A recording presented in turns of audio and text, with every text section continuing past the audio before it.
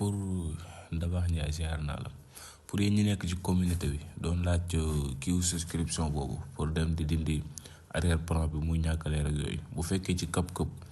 mën ngeen ko dindi facilement da ngeen di ñëw ci 3 points yi fi ñu def vidéo soo cliquer nga xaar barre bi charge nga dem écran vert boo ñëwee option yu bari na fii mais man bii laa choisir comme kii bi wane pour mu abonné ak yooyu nga bës ko nga puus ñëw ba ci lii mel ni nit nga laal ko ñëw ba fii nga laal ko nga déplacer affaire bi mu indi la option bi nga mën a puus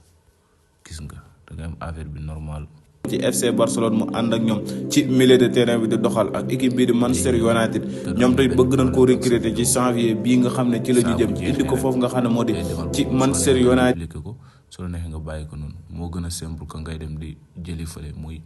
fulu ak yooyu.